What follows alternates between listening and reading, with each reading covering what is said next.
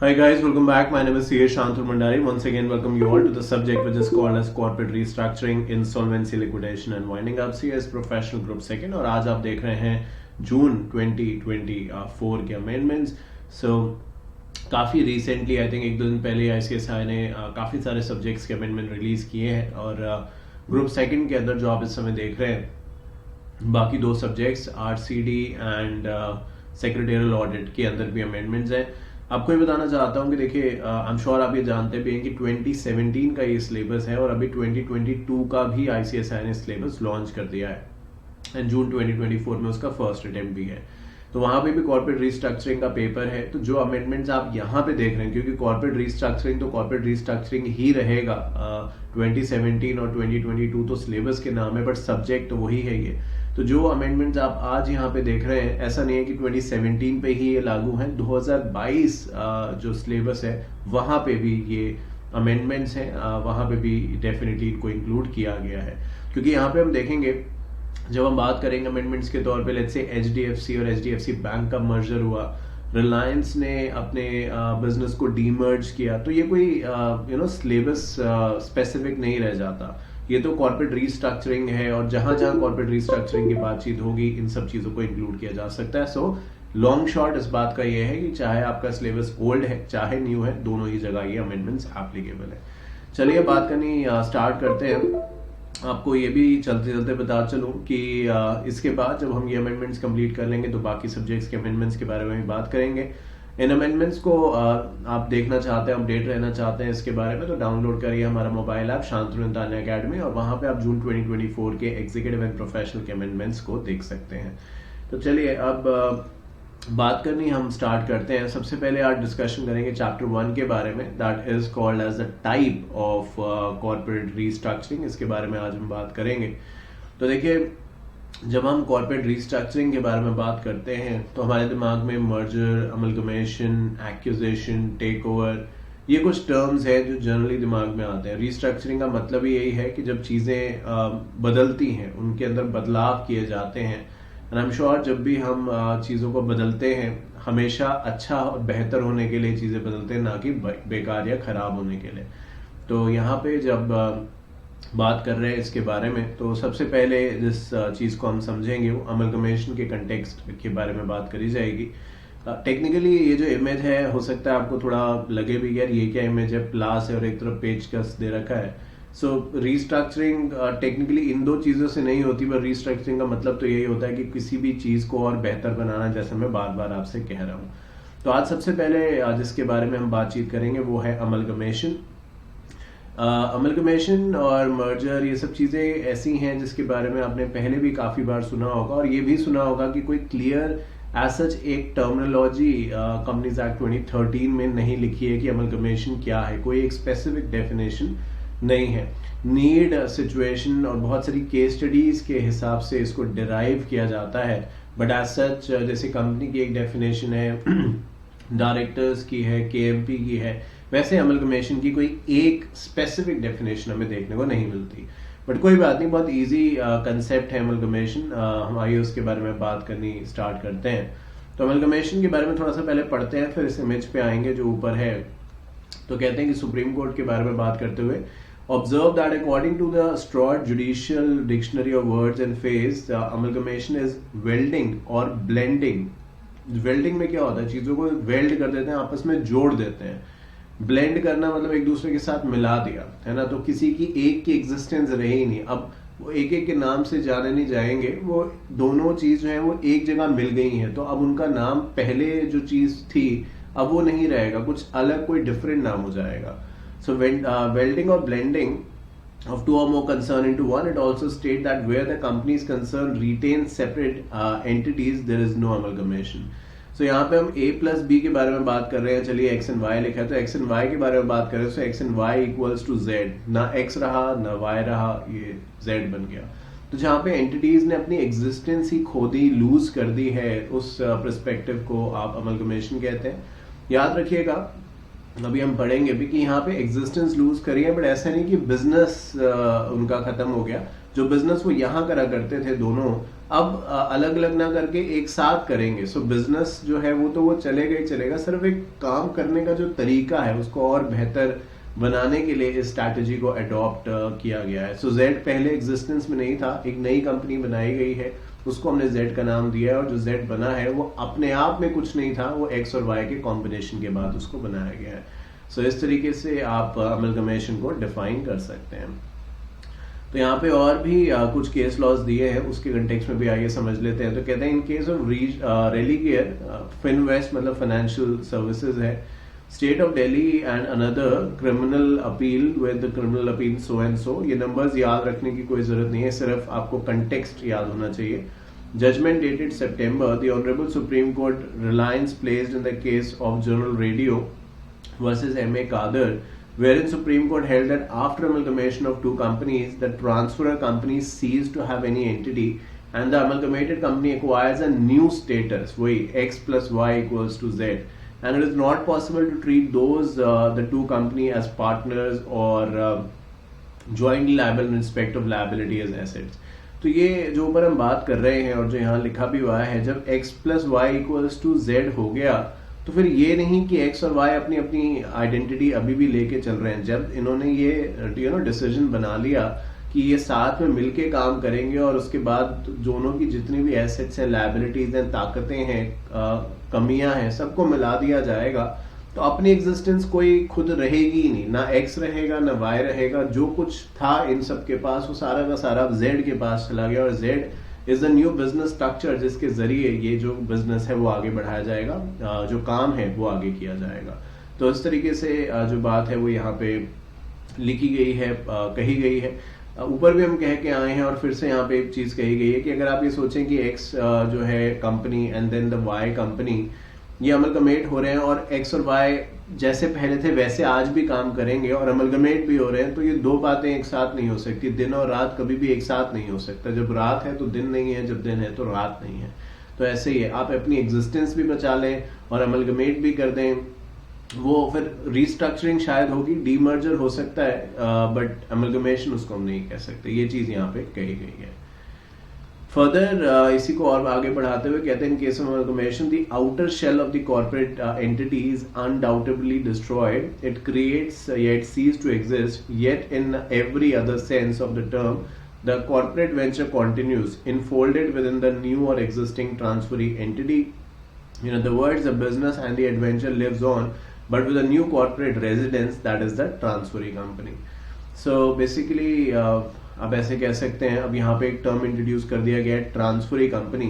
तो ऊपर हम कह रहे थे, उसी एग्जाम्पल को आगे बढ़ाते हैं, तो ये जो एक्स है और जो वाई है, ये दोनों ट्रांसफरी कंपनी है, और ये या यूं मुझे कहना चाहिए एक्स एंड वाई जो है दोनों ट्रांसफरर कंपनी है, और जो नई कंपनी बन रही है वो एक तरीके से ट्रांसफरी कंपनी है, डबल ही ट्रांसफरी कंपनी है। तो मैंने कुछ देर पहले भी यही कहा कि आउटर शेल जो फर्स्ट लाइन में लिखा है, ये नाम बदल जाएंगे बट काम जो ये करने आए थे या जो काम ये कर रहे हैं वो थोड़े बदलेगा। वो तो बिजनेस वैसे का वैसे ही चलेगा, बल्कि और ज्यादा मजबूत हो जाएगा।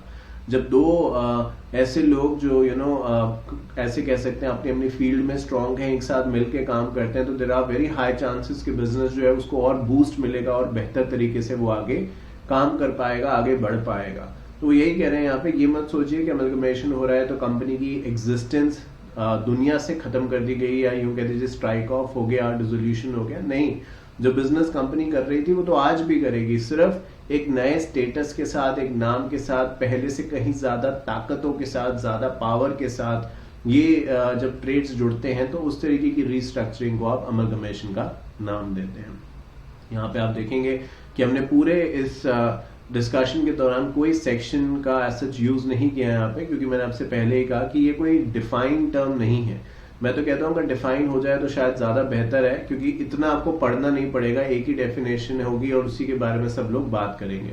पर क्योंकि वो एग्जिस्टेंस में नहीं है, इसलिए नीड और सिचुएशन के हिसाब से कोर्ट अलग अलग रूलिंग्स देता है, जो इस प्रिंसिपल पे ही बेस्ड होती हैं कि आप कुछ नया कर रहे हैं, मिल के कुछ नया कर रहे हैं जो कि पहले अलग अलग कर रहे थे, और उसके लिए एक नए एंटिटी को आप इनकॉर्पोरेट कर रहे हैं और उसके जरिए काम को आगे बढ़ा रहे हैं। तो इस तरीके की बातें जब आप करते हैं तो अमलगमेशन के अंदर आप डिस्कशन कर रहे हैं। अब एक काफी चर्चित, काफी डिबेटेबल जो हुआ है यहाँ पे मर्जर जो हुआ है again part of the corporate restructuring, वो है एचडीएफसी और एचडीएफसी बैंक का। अब बहुत कुछ हम इसके बारे में आज हम यहाँ पे पढ़ने वाले हैं। कुछ देर पहले मैं आपसे यही कह रहा था कि बच्चे बहुत बार कंफ्यूज हो जाते हैं कि 2017 का मेरा सिलेबस कॉर्पोरेट रिस्ट्रक्चरिंग 2022। अब मुझे एक बात बताइए, एचडीएफसी और एचडीएफसी बैंक का आपके 2017 या 22 के सिलेबस से क्या लेना देना? ये तो कॉर्पोरेट रिस्ट्रक्चरिंग है, चाहे 17 के सिलेबस के हिसाब से देख लीजिए, चाहे 22 के हिसाब से। तो कुछ सब्जेक्ट्स हैं जिनके तौर पे या जिनके कहीं ना कहीं 2017 एंड 2022 में कोई बदलाव है ही नहीं है सच, सिर्फ एक आगे पीछे चीजों को कर दिया गया, बाकी ऐसा कोई बदलाव नहीं है। तो कॉर्पोरेट रिस्ट्रक्चरिंग की जब इस कंटेक्स्ट में बात करते हैं तो ये जो वो दो नाम है जिनके बारे में आपने जरूर कभी ना कभी सुना होगा। अब मुझे आपसे ये पूछना है, क्योंकि हम इसका आज पूरा प्रोसेस देखने वाले हैं कि कैसे हुआ, क्या क्या हुआ, तो आपसे जानना चाहता हूं एज एन इंडिविजुअल, मान लीजिए आपका एचडीएफसी बैंक में खाता था या अकाउंट था, चाहे सेविंग, चाहे करेंट, या एफडी थी, आरडी थी, म्यूचुअल फंड, सब बहुत सारे सर्विसेज आजकल बैंक्स प्रोवाइड करते हैं।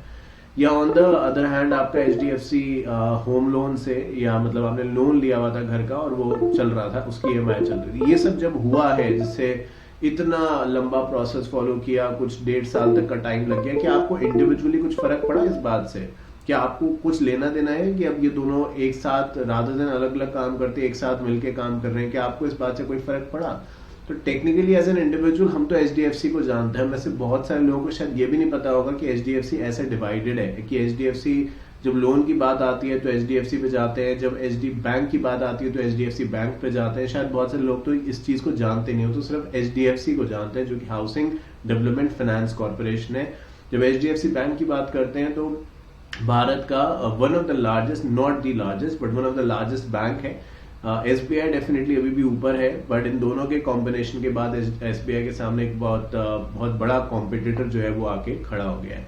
समझते हैं कि ऐसा क्यों किया गया, इसका फायदा किसको है और क्या है, और ये हो भी पाया या नहीं हो पाया, इसके बारे में जानेंगे और स्टेप बाय स्टेप प्रोसेस का डिस्कशन करेंगे। तो बहुत ही इंटरेस्टिंग चीज जो है वो अब हम डिस्कस करने जा रहे हैं। तो कहते हैं the term merger and amalgamation has not been defined, ये ऑलरेडी मैं आपको बता चुका हूं, और अगर डिफाइन होती जैसे मैं कह रहा हूं तो और बेहतर हो जाता, बट फिर अगर ऐसा होता ना तो आई थिंक जुडिशियल अथॉरिटीज के हाथ थोड़े से बन जाते, बिकॉज उन्हें उसी डेफिनेशन के हिसाब से काम करना पड़ता, बहुत ज्यादा कोई खास स्कोप रह नहीं जाता। बट अभी there is lot of scope, situation के हिसाब से आप जो कोर्ट है, जुडिशियल पावर्स हैं, वो ये तय भी कर सकती हैं, या quasi judicial body as a matter of fact कि अमलगमेशन हुआ भी है या सिर्फ नाम की ही बात है ये। तो कहते हैं merger is a fusion of two or more companies whereby the identity of one or more is lost resulting in a single company, whereas तो हम यहाँ पे बात कर रहे हैं मर्जर के केस में A plus B equals to A, जबकि अमलगमेशन की बात करते हैं तो कहते हैं A plus B equals to C, कुछ ऐसे। सो यहाँ पे जब ये दोनों एचडीएफसी और एचडीएफसी बैंक आपस में मर्ज कर रहे हैं तो यहाँ पे ऐसा नहीं हो रहा कोई तीसरी एंटिटी बन के खड़ी हो रही है, ये आपस में मर्ज कर रहे हैं और मर्जर के बाद एक ही नाम को, एचडीएफसी बैंक के नाम को ये आगे बढ़ा रहे हैं। तो merger is a fusion of two or more companies whereby the identity of one or more is lost resulting in a single company, whereas amalgamation signifies the blending, ऊपर ऑलरेडी बात कर चुके हैं, of two more undertaking into one. Blending enterprise loses their identity forming themselves into a separate legal entity. तो already I think ये example अपने आप में सफिशिएंट है समझाने के लिए कि what is the difference between amalgamation and merger. This A plus B equals to A is merger, A plus B equals to C is amalgamation. ये सिंपल सी बात आप समझ सकते हैं। तो आई थिंक सारी चीजों का आंसर आपको यही मिल जाएगा। तो अभी तक हमने ये पढ़ा कि दो कंपनीज हैं, मुझे ऐसा कहना चाहिए, एचडीएफसी और एचडीएफसी बैंक, और आपस में मर्जर की बात कर रहे हैं और समझाया कि मर्जर और अमलगमेशन में फर्क क्या है। तो यहाँ पे आप उस चीज को फर्दर आगे बढ़ाते हुए कहते हैं the board of directors of the two company approve the combination and seek share holders approval. After the merger the acquired company cease to exist and become the part of the acquiring company. Some of the examples PVR Inox merger, HDFC Bank जो आप इस समय पढ़ रहे हैं, HDFC Limited and HDFC Bank merger. तो सिर्फ ऐसा नहीं है कि HDFC ने इसको बैंकिंग सेक्टर में फॉर श्योर, बट ऐसा नहीं है कि कॉर्पोरेट एंटिटी के तौर पे उन्होंने ही इसे करके दिखाया। PVR एंड Inox का भी मर्जर हुआ है। अब आप खुद ही देखिए, मतलब एग्जाम्पल बोल रहा हूँ, मैं उतना बड़ा मूवी बफ नहीं हूँ टू बी ऑनेस्ट, बट ज़रूर कॉर्पोरेट तौर पे जो पढ़ा रहा हूँ उसकी जानकारी तो रखता हूँ। तो अगर पीवीआर एंड आइनॉक्स का मर्जर हो गया तो इसका मतलब ये है कि जहां जहां आइनॉक्स था, ठीक है, INOX is also multi chain जहां पे वो मूवीज वगैरह दिखाते हैं, तो जहां जहां आइनॉक्स का था वो सारा पीवीआर का हो गया। तो एक्चुअली जो फायदा क्या हुआ इससे, क्योंकि इंसान जो है वो फायदे की बात सुनना चाहता है, तो फायदा क्या हुआ कि जो मार्केट प्रेजेंस थी पीवीआर की, पहले अगर let's say all over India PVR 6000 जगह था, मैं एग्जांपल बोल रहा हूँ, और आइनॉक्स 1000 जगह था, जो अब पीवीआर कितनी जगह हो गया, 7000 जगह हो गया। तो उसकी जो प्रेजेंस है वो और ज्यादा स्ट्रांग हो गई है। कोई और नया कॉम्पिटिटर मार्केट में आने की सोचेगा तो उसको देखना पड़ेगा कि इतनी सारी स्क्रीन, इतनी सारी रीचेबिलिटी है पीवीआर के पास कि उसके साथ कंपीट करना डिफिकल्ट होगा। और क्या आपको ये पता है कि पीवीआर की फुल फॉर्म क्या है? मतलब आई डोंट नो, आप पीवीआर तो आपने सुना होगा, बट इसकी फुल फॉर्म क्या है? So this is Priya village road show. So this is the full form. अगर आपको लगे कि मैं गलत कह रहा हूँ, लगना नहीं चाहिए, पर अगर लग रहा है तो आप जरूर गूगल पे जाके इसे चेक कर लीजिए। जब मैंने भी इसकी फुल फॉर्म पढ़ी तो मुझे भी थोड़ा सा अलग लगा, और यही एमआरएफ के साथ भी। एमआरएफ की फुल फॉर्म क्या है? मद्रास रबड़ फैक्ट्री। 1 लाख रुपए से ज्यादा का शेयर है एमआरएफ का, one of the highest share in the Indian economy. और देखिए फुल फॉर्म मद्रास रबड़ फैक्ट्री है। गलत इसमें कुछ नहीं है, सिर्फ मैं बता रहा हूँ कि जो एम्बिशियस ब्रांड्स होते हैं वो भी आज एमआरएफ के नाम पे जाने जा रहे हैं, बट एमआरएफ बड़ा देसी, बहुत ही रीजनल सा नाम से बना है, मद्रास रबड़ फैक्ट्री। कुछ भी अलग से नहीं है। जैसे आप ब्रिटानिया कहते हैं, या बिस्लेरी कहते हैं, एक्वाफीना कहते हैं, किनले कहते हैं, ये सब के पीछे कुछ ना कुछ रिजेम्बलेंस है। बट एमआरएफ तो क्या है, कोई जगह थी मद्रास, वहां पे रबड़ बनती थी, वहां फैक्ट्री डाली, तीनों को जोड़ा, एमआरएफ बना दिया। Okay, HDFC and HDFC Bank merger, India largest housing company, HDFC Limited, and largest private sector bank, HDFC Bank, merged in 2022. It's one of the biggest financial deals in India. The $40 million deal, $40 million मुझे बोलना नहीं चाहिए, in a single entity. तो ये दो entity है। देखिए HDFC Limited वो एंटिटी है जो कि घर के लिए आपको कर्जा देता है, लोन देता है। HDFC बैंक वो है जहां पे अपना आप सेविंग, करंट, इस तरीके की बैंकिंग ट्रांजैक्शन करते हैं। तो ये दोनों आपस में अलग अलग एंटिटीज के तौर पे काम कर रहे थे, अब ये मिलके काम कर रहे हैं। फायदा आई थिंक इससे ये पढ़ेंगे हम आगे, बट जो मुझे एक लेमन के तौर पे समझ में आता है इतनी ही बात करने के बाद, कि अभी क्या है कि HDFC लिमिटेड को होम लोन देने हैं, ठीक है, लोग घर बना रहे हैं। घर बनाना अपने आप में आज की डेट में मेट्रोज या कहीं पे भी आप घर बना रहे हैं, बहुत बड़ी अचीवमेंट है। चाहे आप बना रहे हैं, आपके फैमिली में कोई बना रहा है, बहुत बड़ी अचीवमेंट है, क्योंकि मिडिल क्लास के लिए घर बनाना अब एक आउट ऑफ रीच हो गई है चीजें, specially in cities like metros, जहाँ पे लाख तो कुछ होते ही नहीं है, 1-2 करोड़ तो ऐसे ही है, कुछ कोई खास ही नहीं है। बहुत बार एडवर्टीजमेंट देखते हैं फेसबुक पे, इधर उधर चल रहा होता है, प्लॉट्स और ये फ्लैट्स या कुछ भी ऐसा, starting from 6 crore only, starting. अभी रजिस्ट्री और ये वो सब तो बात की बात है। एनीवे, तो ये अब क्या हो रहा था यहाँ पे कि इनको HDFC लिमिटेड को भाई इतने महंगे घर हो रहे हैं, पैसा तो चाहिए, बिल्डर तो तुरंत पैसा मांगता है। तो जब ये HDFC बैंक के साथ मिल गए तो बैंक में लोगों का पैसा जमा हो रहा है, तो बैंक वही पैसा HDFC को देने लग गया। तो क्या हो गया कि जो HDFC इधर उधर से पैसे इकट्ठा करके लोन आगे दे रहा था, अब तो उसी की एंटिटी उसको लोन दे रही है, तो सस्ते ब्याज दरों पे काम चल रहा है। तो मतलब ये एक सबसे बड़ा फायदा बता रहा हूँ, और बहुत सारे होंगे, बट ये भी एक बहुत बड़ा फायदा है जिसके बारे में हम नीचे बात करेंगे। नाउ कहते हैं कि थोड़ा सा कंपनीज के बारे में जान लेते हैं। कुछ और कमेंट्री है जो आप चाहें तो पढ़ सकते हैं, आपको और बेहतर समझने में आपकी मदद करेगी कि कैसे कैसे क्या क्या हुआ है यहाँ पे।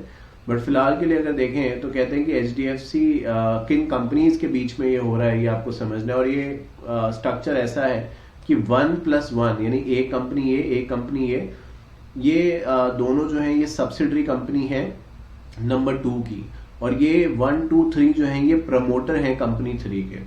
ये मैं आपको अभी समझाऊंगा, बट मैं आपको सिर्फ बता रहा हूँ क्योंकि आप यहाँ पे देखेंगे लिखा है ट्रांसफर कंपनी 1, ट्रांसफर कंपनी 2, फिर लिखा है ट्रांसफरी कंपनी, फिर नीचे आई थिंक इसके नीचे वाले पेज पे लिखा होगा अमलगमेटेड कंपनी। तो 4 एंटिटीज यहाँ पे इन्वॉल्व हैं, और चारों का जो रिलेशन है वो ऐसे है कि जो कंपनी 1 है और जो कंपनी यहाँ पे, चलिए 1 और 2 लिख लेता हूँ मैं। जो कंपनी 1 है, मुझे अगर थोड़ा क्लैरिटी से लिखना हो तो, मैं 1 कर रहा था तो मुझे ऐसा लग रहा है कि आप कंफ्यूज ना हो जाए। तो 1 कंपनी है एंड द कंपनी नंबर 2, ये जो दोनों हैं ये 1 and 2 होली ओन्ड सब्सिडरी हैं कंपनी 3 की, और जो कंपनी 1, 2 and 3 है ये तीनों ही जो हैं ये प्रमोटर हैं कंपनी नंबर 4 के, ऐसे आप कह सकते हैं।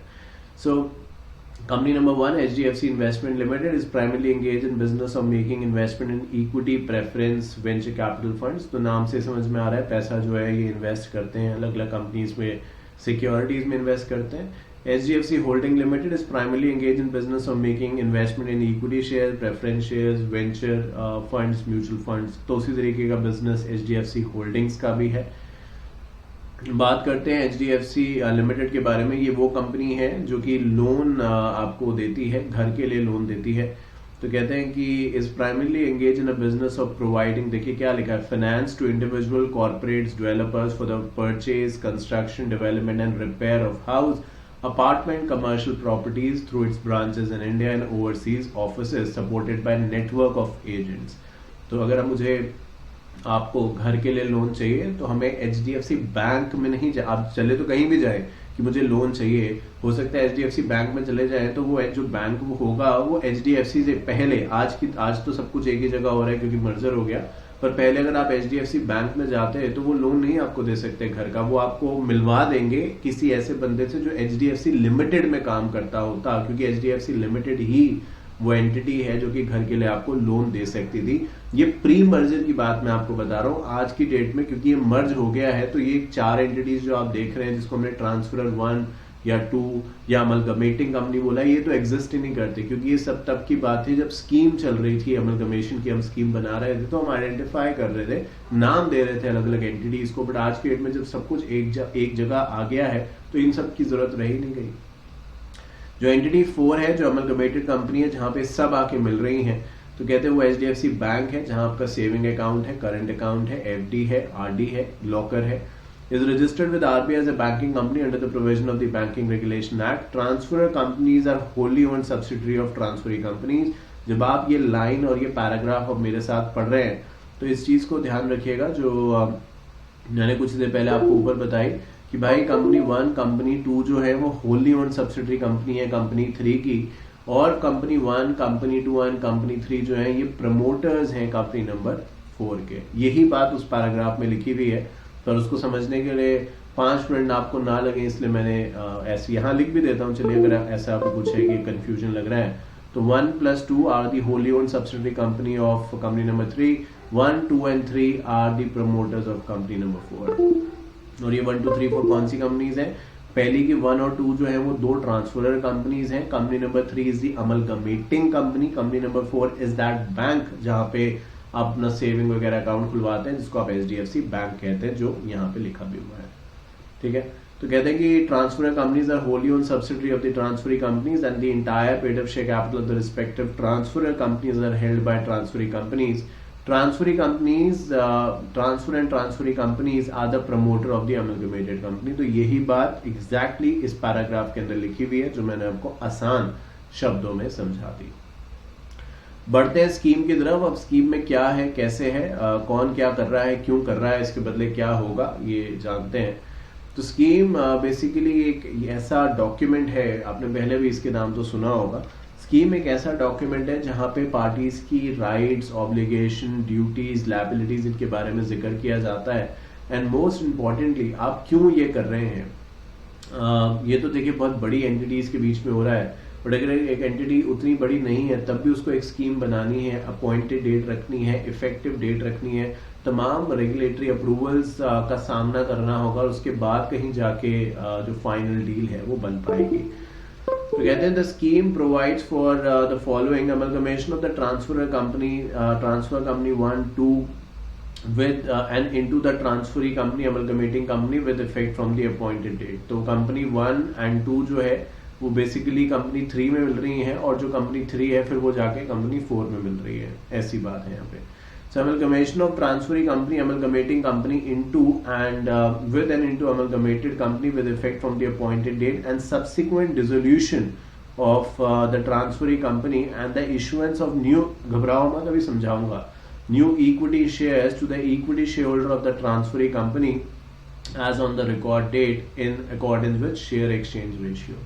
तो भाई एक बात बताओ, हम ये कह रहे हैं पूरी बात का नटशेल कि कंपनी 1 कंपनी 2 जो है वो मिल रहे हैं कंपनी 3, यानी 1 और 2 अब खत्म हो गए, बन गए कंपनी 3। जो कंपनी 3 है अब ये बेसिकली 1 2 3 तीनों का कॉम्बिनेशन है, तो ये मिल के जा रही है या ये मिल रही है 4 के अंदर। तो एग्जिस्टेंस में अब सिर्फ बच रही है कंपनी 4 जो कि बैंक है। तो इनके भी तो कोई शेयर होल्डर रहे होंगे ना, उनका क्या होगा? तो कहते हैं कोई बात नहीं, जितने भी इनके शेयर होल्डर हैं उनको हम यहाँ जो HDFC बैंक है जो एक तरीके से रिजल्टेंट एंटिटी है उसके अंदर हम शेयर सबको दे तो रहे हैं, क्या दिक्कत है भाई? पहले आप HDFC होल्डिंग का, HDFC इन्वेस्टमेंट का या HDFC लिमिटेड का शेयर ओन करते थे, अब आप HDFC बैंक का शेयर होल्ड करो, क्या दिक्कत है? हम आपको दे रहे हैं ना, वैल्यूएशन भी अच्छी है। और जब इतने सारे लोग एक साथ मिलके काम कर रहे हैं, ऑलमोस्ट कहीं ना कहीं आपस में पड़ा होगा वर्टिकल हॉरिजॉन्टल इंटीग्रेशन होता है, तो उस हिसाब से एंटिटीज अलाइंड है, तो ये तो और बेहतर है। आपस में वो लोग जो एक दूसरे पे डिपेंडेंट थे जब जुड़ के एक साथ काम कर रहे हैं, तो इससे और बेहतर क्या हो सकता है? अगर किसी को चिंता करनी है तो वो शेयर होल्डर्स को नहीं करनी, वो तो कॉम्पिटिटर्स को करनी है। तो जितने भी लोगों के पास यहाँ पे शेयर्स थे उनको शेयर स्वैप रेशियो के हिसाब से जो भी डिटरमाइन किया गया होगा, वो यहाँ पे पॉइंट ऑफ डिस्कशन नहीं है, बट जो भी डिटरमाइन किया गया होगा शेयर होल्डर्स ने उसको अग्री किया है, तो उन सबको हम HDFC बैंक के अंदर शेयर्स एलोकेट कर देंगे, अलॉट कर देंगे। क्यों कर रहे हैं भाई हम इतना ये सब काम झाम? तो कहते हैं rational and benefits the amalgamation through the scheme shall enable the amalgamated company to build its housing loan portfolio, enhance the existing customer base. मैंने अभी कुछ देर पहले बताया कि भाई आप देखिए अकेले आप कुछ भी कर रहे हैं तो एक लिमिटेशन आ जाती है, आप कितना भी कर लें लिमिटेशन तो आ ही जाती है। पर अगर आप एक टीम के साथ काम करेंगे, अब मैं यहाँ पे क्लास पढ़ा रहा हूँ, मैं सोचूं कि मैं पढ़ा भी लूँ, मैं ये तो कर ही रहा हूँ, नोट्स भी बना लूँ, वो भी मैं कर रहा हूँ, बट मैं सोचूं मैं इस कंटेंट को बेच भी दूँ, मतलब मैं स्टूडेंट से बात भी कर लूँ, सबसे उनकी टेक्निकल प्रॉब्लम भी ठीक कर दूं, मैं सॉफ्टवेयर भी बना लूं, मैं मोबाइल ऐप भी बना लूं, तो फायदा तो बहुत है क्योंकि सब कुछ मैं कर रहा हूं।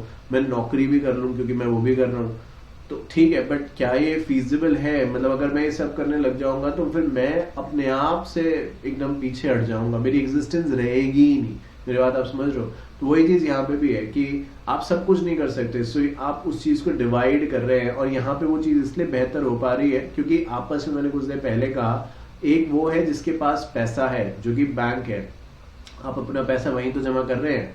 बहुत सारे बैंक्स होंगे बट HDFC भी उनमें से एक अच्छा बैंक माना जाता है। और एक वो है जिसको पैसे की जरूरत है। जब ये दोनों एक साथ मिल जाएंगे तो जो बैंक में पैसा पड़ा है, जिसको बैंक इधर उधर लोगों को दे रहा है, तो क्यों ना वो अपनी एंटिटीज को ही दे, और उससे उसका फायदा भी होगा और फंड्स भी सस्ते कॉस्ट पे मिलेंगे। भाई आपको आज सेविंग बैंक पे, सेविंग मतलब आप अपना पैसा जो बैंक में सेविंग अकाउंट के तौर पर रखते हैं, कितना इंटरेस्ट रेट मिलता है? वो फैसिनेटिंग वाले मत यहाँ पे लाइए जब हम कहते हैं कि 6% 7%, वो एक कंडीशन है कि 1 लाख रुपए से ज्यादा आपके अकाउंट में हो या कुछ, तो ऐसे वो कंडीशन है। बट नॉर्मल इंटरेस्ट रेट क्या रह गया? 3% 4%। होम लोन पे कितना है? 10%, 9%, 11%।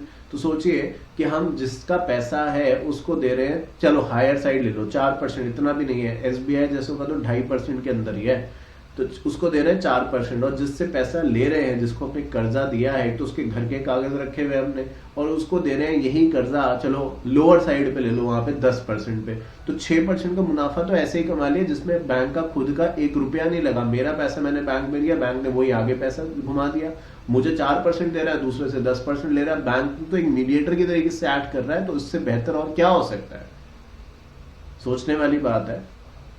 The amalgamation would create meaningful value for various stakeholders, including respective shareholders, customer, employees, as the combined business would benefit from increased sales, comprehensive product offering, balance sheet resiliency, and availability to drive synergies across revenue opportunities. तो देखिए सभी के लिए फायदे का सौदा है ये, चाहे कस्टमर है, एम्प्लॉयज है, सभी की जो वैल्यू है, डेफिनेटली कस्टमर को एक बड़े ब्रांड का सपोर्ट मिलेगा, साथ साथ जो एम्प्लॉयज हैं वो एक बेहतर ऑर्गेनाइजेशन में काम करेंगे, तो उन्हें उस बात का सेटिस्फैक्शन है। और कहीं ना कहीं इकोनॉमी के लिए एक अच्छी बात है कि एक स्ट्रॉन्ग प्लेयर मार्केट में इमर्ज होकर आ रहा है। सो एक विन विन सिचुएशन है जो सबके लिए है, उसी के बारे में बात यहाँ पे कही गई है। तो कहते हैं amalgamated company is a private sector bank, जिसको हम HDFC बैंक कह रहे हैं, and large base of about या ओवर 6.8 कस्टमर्स। तो 6.5 करोड़ से ज्यादा, 6 करोड़ 80 लाख कस्टमर हैं इस बैंक के, ऐसा उनका कहना है।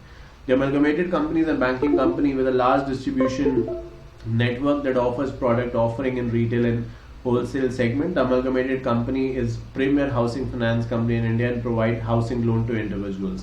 तो जब हम Amalgamated Company की बात कर रहे हैं तो हम HDFC जो HDFC लिमिटेड है, HDFC बैंक तो फाइनल एंटिटी है, HDFC लिमिटेड वो है जो हाउसिंग लोन देता है। तो यहाँ पे इस पॉइंट में जिसको मैं सर्कल कर रहा हूँ, यहाँ पे हम उस कंपनी की बात कर रहे हैं जो HDFC लिमिटेड है, जो हाउसिंग फाइनेंस है। तो कहते हैं कि काफी अच्छा नाम है। जब आज आप हाउसिंग लोन के बारे में बात करते हैं तो मुझे लगता है कि भले आप SBI से ले, PNB से हाउसिंग लोन ले या कहीं और से, बट ऐसा नहीं होगा कि HDFC को आप दरकिनार कर दें। इसके बारे में भी जरूर पूछते होंगे कि भाई क्या रेट ऑफ इंटरेस्ट है, क्योंकि रिलायबिलिटी पे मुझे लगता नहीं कि किसी को डाउट है HDFC पे। और जिस दिन हो गया तो इंडियन इकोनॉमी जो है वो हिल जाएगी। मतलब ये कुछ ऐसा ही है। अभी PNB में मेहुल चौकसी और नीरव मोदी ने जो किया तो किसने संभाला? SBI ने संभाल लिया भाई, पैसा दिया, पैसे यस बैंक में जो भी सब किया किसने संभाला? SBI ने संभाल लिया, पैसा दे के उसके शेयर्स खरीद लिए, पैसा दे दिया, चल रहा है काम। पर अगर किसी भी दिन HDFC और SBI में ऐसा हो गया, यू नेवर नो, हम तो नहीं चाहते कि ऐसा हो, बट अगर कभी ऐसा हो गया तो इकोनॉमी जो आप आज कहते हैं कि इतने $1 ट्रिलियन की इकोनॉमी बन रहे हैं, बहुत अच्छी बात है, ये मिनटों में जमीन पे आ जाएगी। क्योंकि ये इतने बड़े बैंक्स हैं, इनका हिलना आपस में, मतलब इनका डगमगाना एक इकोनॉमी के लिए अच्छी बात नहीं है। पेटीएम का एग्जांपल आपके सामने, मुझे लगता है शायद अगली बार जब अमेंडमेंट ICSI इश्यू करेगा तो वो पेटीएम का भी एग्जांपल जोड़ेगा कि कैसे RBI ने पेटीएम को कितनी मल्टीपल वार्निंग दी, पेटीएम नहीं माना। शेयर में तो IPO का जो उसने किया वो किया कि 2200-2400 का शेयर आज 300-400 रुपए का हो चला है, आने वाले दिनों में बढ़ेगा तो अलग बात है। बट पेमेंट्स बैंक का भी क्या ही हुआ, ऑनबोर्डिंग भी रोक दी वहां पे। तो इसलिए किया जा रहा है क्योंकि देखिए बैंकिंग एक विश्वास का बिजनेस है। यहाँ पे हम सब कुछ बैंक को दे रहे हैं, उसके बदले उससे कुछ ले नहीं रहे। इंटरेस्ट आपको मिलेगा महीने बाद, वो भी तब जब आपका पैसा वहां होगा। तो अभी तो हम दे के ही आए, कुछ लेके कुछ नहीं आए। रसीद, पासबुक, ये सब कुछ काम नहीं करती। तो विश्वास से बैंकिंग चलती है। तो कहते हैं amalgamated company has invested capital and developed skills and has set up approximately 464 offices across the country. तो ये बैंक के बारे में बात करते हुए ये भी बताते हैं कि ऊपर जो आपने अमलगमेटेड कंपनी है तो कहते हैं कि उनका अच्छा नेटवर्क है, सब कुछ है और काफी सारे ऑफिसेज वगैरह भी खोले हुए हैं।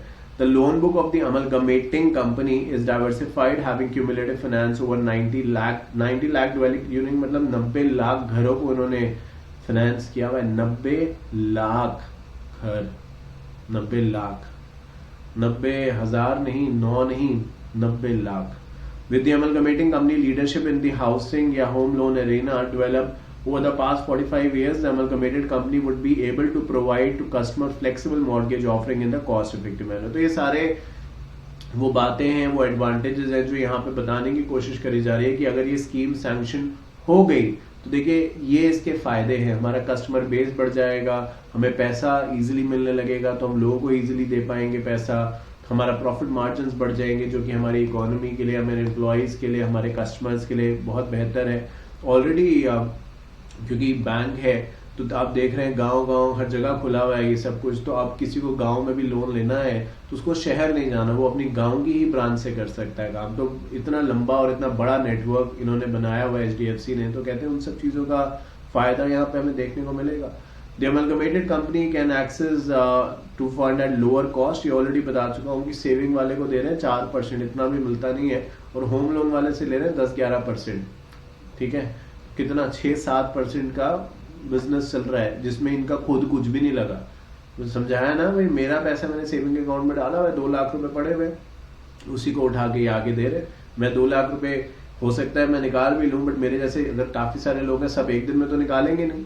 तो नॉर्मल सी बात है कि ये उस चीज को इन कैश कर रहे हैं, वो पैसा आगे दे जा रहे हैं और अलग अलग जगहों पे इन्वेस्टमेंट कर रहे हैं। तो अपना खुद का कुछ नहीं है, मुझसे लिया, किसी और को दिया, उससे जो फायदा आया उसका कुछ पोर्शन मुझे दे दिया, मेजॉरिटी इन्होंने अपने पास रख लिया। This is how every bank operate, not just HDFC। और इसमें कुछ गलत नहीं है, यही चलता ही है, यही बैंकिंग की इंडस्ट्री है जो काम करती है, ऐसे ही होता है। The amalgamated company has access to the fund at lower cost due to high level of current and saving deposits. With the amalgamation of amalgamating company, with amalgamated company, the amalgamated company will be able to offer more competitive housing products। अब देखिए पैसा अगर है तो अब आप क्या कर सकते हैं, अभी मैं बता रहा हूँ कि मैं 10% पे होम लोन, मैं ये नहीं कह रहा कि 10 है, कहीं आप मुझे बताएं कि सर आप तो बोल रहे थे क्लास में 10% का होम लोन है, हमें तो 8% का मिल गया। मैं एग्जाम्पल बोल रहा हूँ। तो मान लीजिए 10% का ये लोन दे रहे हैं, अभी इनके पास पहले पैसे की थोड़ी सी दिक्कत थी, इससे मांगो उससे मांगो, फिर लोन देना पड़ता था। अभी क्या है, HDFC का इतना सारा पैसा पड़ा हुआ है, ठीक है, तो ये कह रहे हैं कि 10 नहीं, SBI कितने में देता है, आपस में बात करते हैं, बोर्ड आपस में बात कर रहे हैं, तो कहते हैं कि जी SBI दे रहा है 9.5 पे, कहते हैं चलो हम 9.25 पे देंगे, आओ कंपटीशन करते हैं, क्योंकि अब SBI को पैसे की दिक्कत ना हो तो हमें भी उतनी दिक्कत नहीं है, इतना करोड़ों अरबों रुपए HDFC बैंक में पड़ा है, लगाओ पैसा वो वाला 9.25 पे, दो कंपटीशन करेंगे। कंपटीशन होगा तो क्या, पहले 10 घरों को 90 लाख घर मायने रखते हैं, तो पहले 10 लोगों को फाइनेंस कर रहे थे, अब 20 को करेंगे, 50 को करेंगे, 100 को करेंगे, तो प्रॉफिट मार्जिन तो बढ़, रिस्क तो बढ़ रहा है। और फिर कौन सा ऐसा बिजनेस है पूरी दुनिया के अंदर, इंडिया तो छोड़ दीजिए, पूरी दुनिया के अंदर जहां पे रिस्क ना हो। The amalgamation is expected to result in bolstering capital base and bringing in resiliency in balance sheet। तो बल्ले बल्ले है, फायदा ही फायदा है, तो कहते हैं बैलेंस शीट और स्ट्रांग होगी और बेहतर होगी और ज्यादा स्ट्रांग होगी अगर ये हो जाए। तो ये एक प्राइमा फेसिया आप बेसिकली आपको कन्विंस कर रहे हैं कि भाई ये होना ही चाहिए, ये देखो ये सारे फायदे हैं अगर ये हो जाता है तो, और जो ठीक भी लग रहा है, कुछ गलत तो लग नहीं रहा। The amalgamation would therefore be in the best interest of the shareholders of the respective parties to the scheme and shall not in any manner harm to the interests of the concerned shareholder। जाते जाते एक और बात भी कहे गए, जो कहते हैं कि मतलब लिखा जो है वो तो है ही है, बट मतलब यही है कि ये किसी को नुकसान नहीं पहुंचाएगा। कहते हैं कि चाहे क्रेडिटर है, शेयर होल्डर है, कोई भी है, सभी के फायदे में ही हम ये कर रहे हैं, किसी का भी नुकसान हम इसके अंदर नहीं होने देंगे, क्योंकि इतना सब कुछ ऊपर लिख दिया, पर हो सकता है कोई पॉइंट रह गया हो तो मोटी मोटी लाइन एक ये भी लिख दी कि भाई इसमें किसी का नुकसान नहीं है, सबका ही फायदा है। तो सारे सॉल्यूशन, सारे डाउट्स को इस लाइन से उन्होंने खत्म कर दिया। अब बात करते हैं कि शुरुआत कब से हुई और एंड कब जाके हो पाया, यानी ये जो काम है ये सिरे चढ़ जाना, मतलब पंजाबी में कहते हैं कि वो एकम्प्लिश हो गया पूरा हो गया काम। तो ये प्रोसेस उतना छोटा तो नहीं था। 4 अप्रैल 2022 से इसकी शुरुआत हुई और जून आते आते जुलाई तक, मुझे ऐसा कहना चाहिए, ये जो बात है वो बन गई। तो कहते हैं कि मई, जून और उसके बाद जुलाई जब आया 13 जुलाई को, तो कहते हैं कि फाइनली हो गया। इसके बीच में ये इतने सारे प्रोसेस से गुजरा, बट इतने कोई मेजर हर्डल्स नहीं आए। मुझे लगता है कि हम जब अभी पढ़ेंगे इस चीज़ को, सो विल रियलाइज कि उन्होंने जो भी इस चीज़ को चला रहे थे, जो भी लीगल एडवाइजर्स वगैरह रहे होंगे, बहुत ही सिस्टमैटिक प्रोसेस फॉलो किया, कहीं से भी अननेसेसरी हर्डल्स उन्हें नहीं देखने को मिले। तो कहते हैं कि फर्स्ट पॉइंट के बारे में बात करते हुए, क्योंकि हम यहाँ पे टाइमलाइन देख रहे हैं कि कैसे कैसे क्या क्या हुआ, तो सबसे पहले तो हम बाहर वालों से क्या इंटरनली डिस्कस कर ले, यानी बोर्ड ऑफ डायरेक्टर्स डिस्कस कर ले, सारी कंपनीज के 4 कंपनीज को आप इन्वॉल्व कर रहे हैं कि वो इससे अग्री करते हैं कि नहीं, क्योंकि अगर वो अग्री कर रहे हैं तो ऑब्वियसली हम बाहर जाएंगे और जो भी हमारे स्टेक होल्डर्स है, which obviously include the government authority as well as the share holders, उनसे बातचीत करेंगे, बट पहले घर वाले तो माने।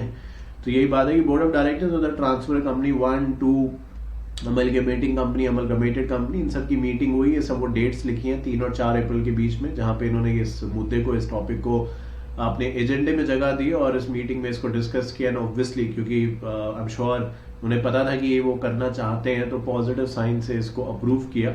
The transferring company and the amalgamated company had entered into implementation agreement on 4th April setting out the manner of effecting the scheme। तो कुछ देर पहले स्कीम के बारे में बात कर रहे थे, जहां पे हम कह रहे थे कि शेयर स्वैप रेशियो वगैरह डिटरमाइन होगा, तो उस तरीके की स्कीम पहले से तैयार इंश्योर कर ली गई होगी। तो जैसे अप्रूवल हुआ वो स्कीम सामने रख दी गई और बता दिया गया कि ऐसे ऐसे ये सबके राइट्स हैं, ये सबकी ड्यूटीज हैं, रिस्पॉन्सिबिलिटीज हैं, लायबिलिटीज हैं, ये सब इंफॉर्मेशन इसके अंदर, जो भी डिटेल इंफॉर्मेशन है वो वहां पे बता दी गई। बीएससी और एनएससी पे क्योंकि ये कंपनीज लिस्टेड थी, तो उनसे भी नो ऑब्जेक्शन सर्टिफिकेट मांगा गया कि ऐसा ऐसा हम करना चाहते हैं, आपको कोई दिक्कत तो नहीं है। तो डेफिनेटली उन्होंने इस चीज के लिए नो ऑब्जेक्शन दे दिया। एनओसी जिसको आप कहते हैं कि उन्हें कोई ऑब्जेक्शन नहीं है अगर इस तरीके का मर्जर इन एंटिटीज के बीच में हो जाए। अब बात चली गई ट्राइब्यूनल के पास। The transferring company and the amalgamated company had jointly filed the necessary notification with CCI। The Competition Commission of India 2022 अगस्त 12 2022 में उन्होंने भी इसे अप्रूव कर दिया। तो टेक्निकली स्पीकिंग हम BSc, NSC यहाँ तक जो हम बात CCI की कर रहे हैं, वहां से अप्रूवल अब ले चुके हैं। So all everything is a green signal here. एक एक के बाद हम सब अप्रूवल जो है वो लेते जा रहे हैं, क्योंकि बैंक्स का मामला है तो आरबीआई को कैसे पीछे छोड़ सकते हैं। तो आरबीआई का भी अप्रूवल इसके लिए ले लिया गया और फॉर्चुनेटली वहां भी कोई भी दिक्कत नहीं आई। तो honourable national company law tribunal Mumbai bench, उनके पास जब ये मैटर ले जाया गया, order has directed conveying of the meeting of equity share holder of the bank, यानी जो resultant entity HDFC bank, for the purpose of considering and if forfeit approve the arrangement embodied in this scheme among the HDFC Investment Limited, HDFC Holding and HDFC Finance Corporation Limited। तो हम एक तरीके से step by step आगे बढ़ रहे हैं। Internally बात अप्रूवल हो गई, गवर्नमेंट अथॉरिटीज से आप देख रहे हैं अप्रूवल ले लिया काफी जगहों पे, but as a matter of protocol tribunal तो अपना फैसला जो है वो देगा। बट ट्राइब्यूनल ये भी देखना चाहता है, जो अगेन प्रोटोकॉल का पार्ट है, कि जो मेंबर्स हैं इन सब एंटिटीज के वो इस चीज को अप्रूव कर रहे हैं नहीं कर रहे हैं। क्योंकि अगर वो अप्रूव नहीं कर रहे हैं तो ट्राइब्यूनल भी मोर देन लाइकली सोचेगा कि उसे अप्रूव करना है या नहीं। बट अगर वो कर दे रहे हैं तो ट्राइब्यूनल को एक पॉजिटिव साइन मिलता है कि भाई ठीक है, जो लोग इसमें इन्वॉल्व है, जिनका पैसा लगा है, जब वो अग्री करते हैं तो ट्राइब्यूनल को एक पॉजिटिव साइन मिलता है। देखिए मैं ये चीज यहाँ पे क्लैरिफाई कर दूं और मेरी बात से समझ भी आ गया होगा कि जो मैं ये कह रहा हूँ कि ट्राइब्यूनल को एक पॉजिटिव साइन मिलता है, तो ऐसा नहीं है कि अगर सब लोगों ने हाँ बोल दिया तो ट्राइब्यूनल को हाँ बोलना जबरदस्ती है। अगर ऐसा ही होता तो फिर ट्राइब्यूनल को रखने की जरूरत क्या है? फिर तो हम ये कह रहे थे कि ठीक है, मेजोरिटी ने अप्रूव कर दिया तो अप्रूव्ड है। बट हम चाहते हैं कि कहीं ना कहीं एक अनपार्शियल क्वासी जुडिशियल अथॉरिटी भी इस स्कीम को देख ले और फिर वो अपना न्यूट्रल अनपार्शियल व्यू बताए इस पे। तो जो मेंबर्स कह रहे हैं वो ठीक है, उस चीज की रिस्पेक्ट हो सकती है, बट वो ऑर्डर की तरीके से ट्राइब्यूनल के सामने नहीं जाएगा। फिर कहते हैं कि meeting of the equity share holders भी कराई गई और ऑब्वियसली वहां पे भी इन सब चीजों को पास करा लिया गया।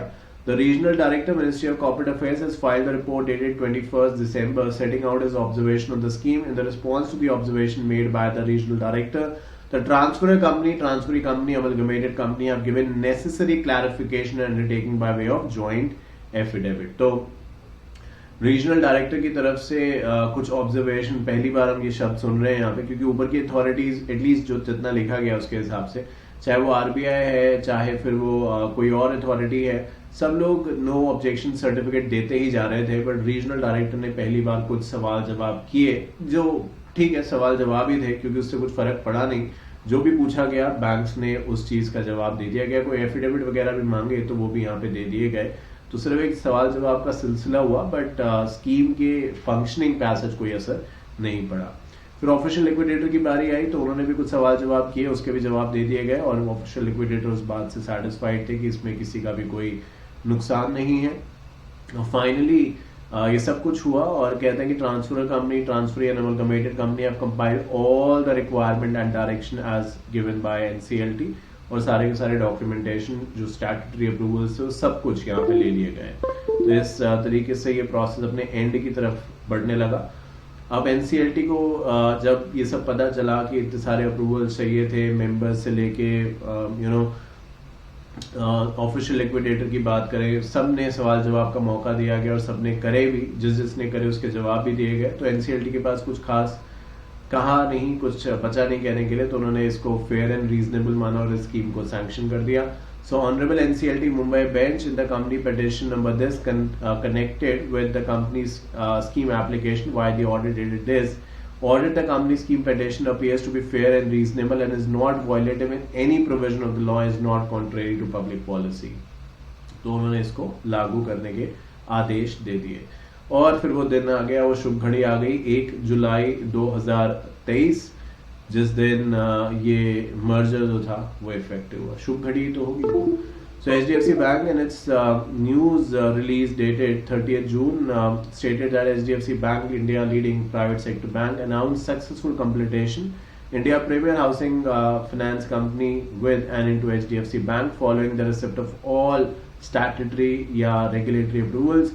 और उस दिन के बाद से ये एक HDFC बैंक के नाम से जाने लगा। तो जो आप ऊपर ट्रांसफर एंटिटी 1, 2 अमलगमेटिंग सब कुछ खत्म हो गया, अब सब HDFC बैंक के नाम से जाने लगा। ये पूरा प्रोसेस कंप्लीट करने में बताते हैं 15 से 18 महीने का काइंड ऑफ 1.5 साल के आसपास का समय लगा, but the good part is कि ये कंप्लीट हो पाया। ना ये तो आने वाला वक्त बताएगा, क्योंकि किताबों में लिखना कि ये फायदेमंद है और फायदेमंद होना ये दो अलग अलग बात है। तो आने वाला वक्त ही बताएगा कि कैसे क्या फ्रूटफुल है नहीं है, बट फॉर श्योर अभी के लिए एक सक्सेसफुल डील इसको माना जा रहा है। तो आप देख रहे हैं जून 2024 के amendment for CS professional for the subject called as corporate restructuring. चाहे आप 2017 के सिलेबस से आए हैं, चाहे 2022 के सिलेबस में है, इस अमेंडमेंट को आप देख रहे हैं, देख सकते हैं, इसमें कुछ भी गलत नहीं है। ये मत सोचिएगा कि यहाँ पे लिखा है कि 2017 या ग्रुप 2 लिखा है या कॉर्पोरेट रीस्ट्रक्चरिंग और उसका नाम इस तरीके से लिखा है तो ये पुराना सर ने मुझे दे दिया। आप खुद सोचने वाली बात है। जो मैंने आपको पढ़ाया अभी, इसमें कुछ नया पुराने वाली बात है? ये तो केस स्टडी है। तो इसी तरीके से जब नेक्स्ट क्लास में आपसे मिलूंगा तो रिलायंस के डीमर्जर बिजनेस के बारे में बातचीत करेंगे और उसको समझेंगे पूरा डिटेल में, जैसे हमने यहाँ पे बातचीत करी। उम्मीद करता हूँ आज की बात आपको समझ में आई होगी। याद रखिएगा कि जून 2024 के लिए सारे सब्जेक्ट्स में अमेंडमेंट्स हैं और सभी मैं कवर कराऊंगा हमेशा की तरह। बहुत अर्ली इसको मैंने शुरू कर दिया है और आने वाले दिनों में इसको कंप्लीट भी कर दूंगा। तो ओल्ड एंड न्यू सिलेबस के सारे सब्जेक्ट्स हमारे पास अवेलेबल है। डिटेल मोड पे भी है, फास्ट ट्रैक मोड पे भी। अगर आप क्लासेस कंप्लीटली इंग्लिश में देखना चाहते हैं तो वो भी अवेलेबल है। तो बहुत सब्जेक्ट्स की रेंज अवेलेबल है। जरूर डाउनलोड करें mobile app Shantanu Tanya academy. अगर नहीं मिल रहा लिंक, समझ नहीं आ रहा कहाँ से डाउनलोड होगा, तो हमारे इस नंबर पे कॉन्टैक्ट करिए और आपको वो बता देंगे, लिंक दे देंगे कैसे आपको डाउनलोड करना है। Thank you so much once again for watching and choosing Shantanu and Tanya Academy. Widest ICSI module coverage. No need to refer. अब सब कुछ कंप्लीट करा दिया तो मॉड्यूल स्कैनर देखने की जरूरत है ही नहीं आपको। Thank you so much once again for watching.